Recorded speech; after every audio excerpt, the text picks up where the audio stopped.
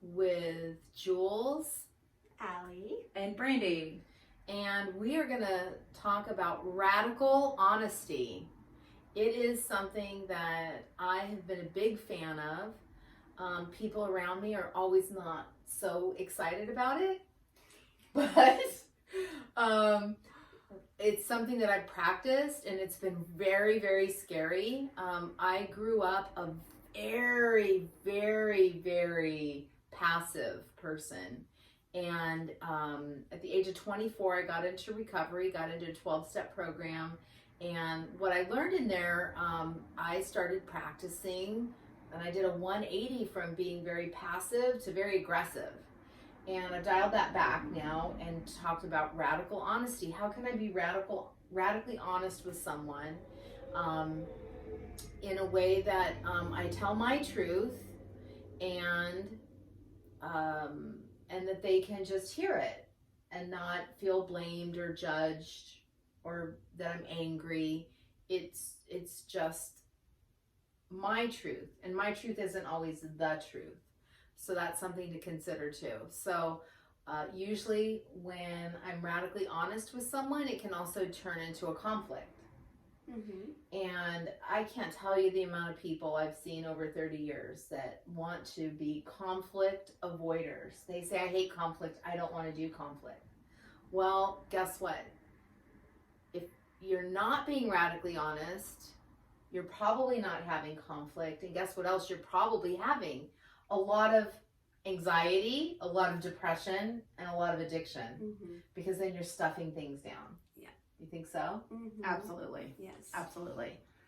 Now, I know recently, Jules, I actually was able to share something with you that I did never share with anybody before. And being able to get things off of your chest that maybe you don't tell anybody, I can't tell you the relief that provides you. And just after you do that, you just feel so much better and so much more free. Yeah.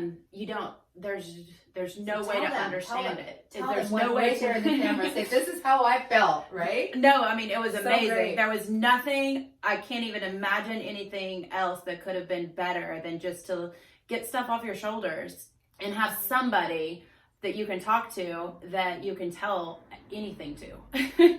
And that sounds, that probably sounds a little bit strange, because I think most people have someone they can tell stuff to, but I don't think that everybody tells people everything. I think there's always stuff that we hold back. We're so scared. We're scared. So scared about being abandoned and judged. Or looking stupid. Somebody getting mad. Or somebody getting mad, or judgment, or... Yeah. But it really is something that's important. Yeah. Well, I think we've been radically honest, right, with each other? Oh, yeah. This is like my first experience really with radical honesty. Yeah. Because of the things you just said. Scared that someone will, if I say something that you don't like, that you're not going to like me, or that you're going to leave me. Yeah. And I've had that in all my relationships where I haven't been forthcoming, and I've always just been, would go along with what they would want, instead of really owning my truth and speaking my truth. And I think that there's also there's a way to tell somebody your truth, and it can be, come from a space of love, and it can come from us, Ooh, this is a good one. Yeah. So there is something that someone told me lately, Kimmy, that works here. She's amazing. And she said, Julie, you know what? I know who you are. I know you're a good person. So anything that comes out of your mouth, I just think you always have my best interest. So if something it feels a little crunchy that I hear, I don't take it in any way, because I remember who you are. Yeah. And this is something I've been working with couples on a lot lately. See if you guys vibe with it. So that, we're talking, we love each other, we're in this great space, and then all of a sudden you say something and I get my enemy goggles on. And now all of a sudden you become my enemy. Mm-hmm. That something you said is I'm taking it like it's meaning to harm me. You want to hurt me. Yeah. being in a defensive mode or this convincing mode, right? Yeah. A lot of times though, that you have to look at your past and the things and why that's coming up for you. If I'm talking to you and you say something and I've realized that it just really bugs the living crap out of me, whatever it is that you said, then is it what you said, or is it really something that's in me that's taking something the wrong way? So many times we take conversation out of context or out of what is truly meant, and our perception is different based on any trauma that you've had in your past. And so it's so important to work on that trauma and those other things that have happened to you, so that you can have a cleaner understanding when you're talking to someone and have a real conversation and not a conversation with your past. Yes. Well, triggers are putting a light on your trauma. Yes. So if you're saying something and even though I know you and I trust you and I feel triggered by it, we had a discussion that one night and I realized that I was, kind of fucked up. And I instantly found myself being defensive and triggered, but I realized that because I know you, that the trigger was my own junk. And so once I realized it was me, I was like, it just made our relationship stronger. Yeah. It made me see you in a whole different light, and it made me see my bullshit, essentially. But do you know what I appreciated about you that night too, which I think is helpful for people to do, is you called and then you said, I just want you to listen. Yeah, I needed to vent and get it out. Yeah, and just listen. And so I was like, oh, okay, I know what hat to wear. Yeah. So many couples fight over this. Yes. And friends too. It's just, we see somebody suffering or in pain or talking about that, and then we want to fix it. Yeah. Right. So instead of just listening, we start offering advice. We start pushing in our 2 cents, right? Right, yeah. Right. And then something I've learned that can feel like that I don't think you're capable. Right. Never is that the message we mean to send, but if I start helping, I'm basically giving you a message well, you're not really capable of figuring it out yourself. Right, right. Now, one other thing I'd just like to add about the radical honesty is it's such a conflict with the people. I grew up super duper religious.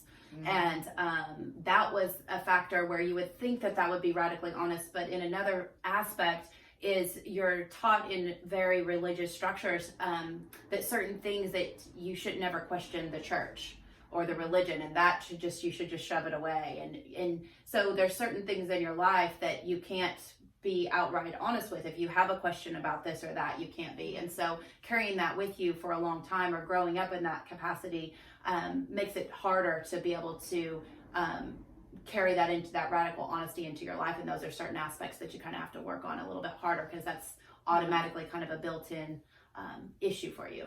I like to play around with a lot of stuff because I like to have fun. And so I say, well, why don't we play around with this idea that you could be your own experiment? You could be your own field researcher. You could have your own personal experience and learn from that, right? And to have this fun where you're actually thinking about it's fun. Have you guys ever done an experiment? Yes. Okay. Well, releases the expectation and then puts you in a state of when you're actually a field researcher, you're not looking at things from a personal really perspective. You're looking at things as they are. An observer. Yep. And you're taking in the information. And that's all it is. Like you say, it's just information. It's just information. Yeah. Yes. So there was a time at Cal State Long Beach when I was there, and I did I addressed 10 letters. See, it was just this excitement of I'm going to see if this experiment could work, right? I'm going to see what's going to happen from it. So I addressed 10 letters to myself, and I put them in bathrooms throughout Long Beach. And then I was going to see who would pay attention and mail them, right? So I had all these theories about if people were going to be nice or helpful and all those kind of things. Never did it cross my mind until recently when I was thinking about it. Maybe people just didn't see the effing letter, right? You just didn't see it. It wasn't that you didn't mail it. It's just that it got kicked under or something happened. So it was just that excitement of oh my God, I'm going to get to figure out this theory I have. We can do this with ourselves. Did anyone mail the letter back? Yes, I got 7 of them out of 10. That was nice. Yeah. So it was in that excitement. Like I promise, we can do this with ourselves. Yep. Yeah. We can be excited to observe ourselves and get out of these killer energies that we'll talk about later, and master that, so that there's no more criticism of ourselves, no more judgment and blame and fault finding and that tension feeling. Well, I think too, when you're radically honest with somebody, you find your people, right? Yes. Instead of like wearing all these different hats Yeah. and coats, you're like, this is who I am, and that attracts your like Your tribe. your tribe Your completely. tribe. Yeah. And they accept you, and then it becomes even easier to Yeah. just be who you are. True. True. All right. I think anything more That's about it. radical honesty? It's pretty It's good. fun. It's good. Try it. Try it. Try it. You might like it. Experiment. Experiment.